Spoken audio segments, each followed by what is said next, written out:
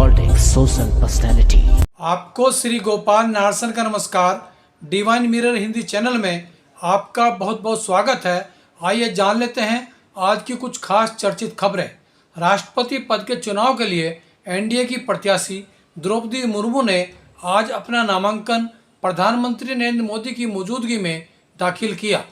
नामांकन के बाद मुर्मू ने पश्चिम बंगाल की मुख्यमंत्री ममता बनर्जी को फोन किया और समर्थन मांगा। ममता बनर्जी ने उन्हें शुभकामनाएं तो दी, लेकिन समर्थन के लिए हामी नहीं भरी। शिवसेना के बागी विधायकों के खिलाफ शिव सैनिकों का गुस्सा चरम पर है। कई बागी शिवसेना विधायकों के पोस्टरों पर शिव सैनिकों ने स्याही पोत दी है। शिवसेना 16 बागी विधायकों को अयोग्य घोषित कराने में जुटी है ताकि बागी गुट को मात दी जा सके। उधर उद्धव ठाकरे ने कहा कि वे भाजपा के साथ गठबंधन नहीं कर सकते क्योंकि उन्होंने हमारी पीठ में छुरा घोंपा है। निमंत्रण पत्र देकर भी बारात में न ले जाने से गुस्साए दूल्हे के मित्र ने ही दूल्हे को 50 लाख रुपए की मानहानि का नोटिस भेज दिया है।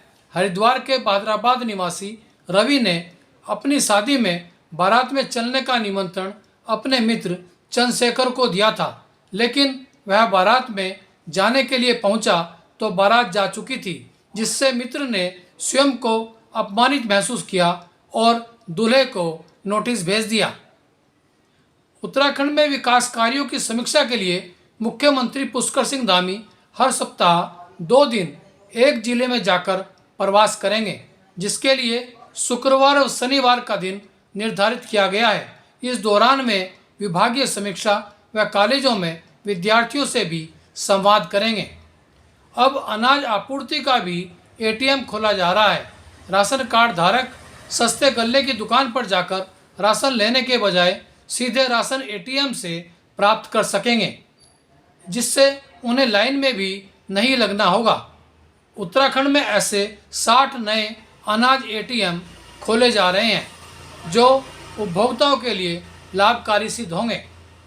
लक्सर में किसानों ने केंद्र सरकार की अग्निपथ योजना का विरोध करते हुए एसडीएम के माध्यम से राष्ट्रपति को ज्ञापन भेजा है और इस अग्निपथ योजना को वापस लेने की मांग की है। इस दौरान किसानों ने विरोध प्रदर्शन भी किया और केंद्र सरकार की आलोचना की। राष्ट्रपति चुनाव के लिए उत्तराखंड में भाजपा का पलड़ा भारी है। भाजपा के विधायकों का वोट मूल्य 3008 है तो कांग्रेस विधायकों की वोट वैल्यू मात्र 1216 होगी। इस चुनाव में सांसद और विधायक ही भाग ले सकते हैं। स्वतंत्रता आंदोलन के दौरान मां जेल में थी, वहीं भारत भूषण वेदालंकार सन 1942 में जेल के अंदर पैदा हुए। इसी कारण उन्हें स्वतंत्रता संग्राम सेनानी होने का सम्मान मिला हुआ है। आइए जान लेते हैं उनके अनुभव, उन्हीं की जुबानी। भारत भूषण वेदालंकार जी, जिनका जन्म ही विद्यालंकार जी, जिनका जन्म ही जेल में हुआ, माँ के गर्भ से आप जेल के अंदर ही पैदा हुए। तो आप आज़ादी का अमृत महोत्सव चल रहा है, तो आप क्या सोचते हैं और क्या आप संदेश देना चाहें, किस तरह की समस्या है? देखिए, एक समय ऐसा था कि लोगों में बड़ी निराशा थी कि इस देश का कुछ नहीं हो सकता, परंतु अब एक स्थिति ऐसी बनी है, लोगों में ये आशा विश्वास बना है कि नहीं, ये राष्ट्र फिर से जगत गुरु का पद प्राप्त कर सकता है, राष्ट्र विश्व का नेतृत्व करने में समर्थ है।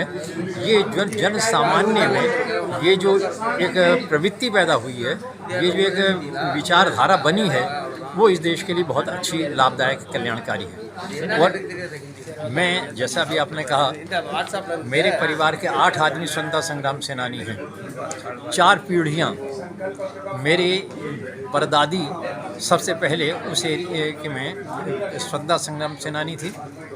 मेरे 3 दादा स्वतंत्रता संग्राम सेनानी बने। मेरी दादी स्वतंत्रता संग्राम सेनानी थी। मेरी माता स्वतंत्रता संग्राम सेनानी थी। मेरे पिता स्वतंत्रता संग्राम सेनानी थे। और बरेली जेल में मेरा जन्म हुआ, उस समय सरोजिनी नायडू, विजय लक्ष्मी पंडित और तारा अग्रवाल कानपुर की, बिठूर की एक रानी थी, ये सब महिलाएं थी और इन महिलाओं ने और मेरा नाम भी सरोजिनी नायडू ने वहाँ रखा था।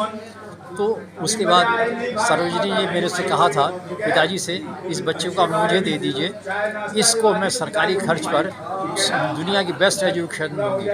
तो पिताजी ने कहा मैं चाहता हूँ कि बच्चा जेल में पैदा हुआ, या तो गुरुकुल में पढ़ेगा, नहीं तो गाय चुगाएगा। तो इस भावना के साथ पिताजी ने उन्हें धन्यवाद पूर्वक मना कर दिया और फिर मेरे गुरुकुल में प्रवेश हुआ।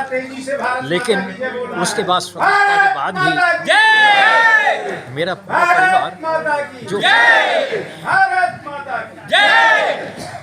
पूरा परिवार जो राजनीतिक के साथ साथ जो सामाजिक कार्य थे उनमें लगा रहा।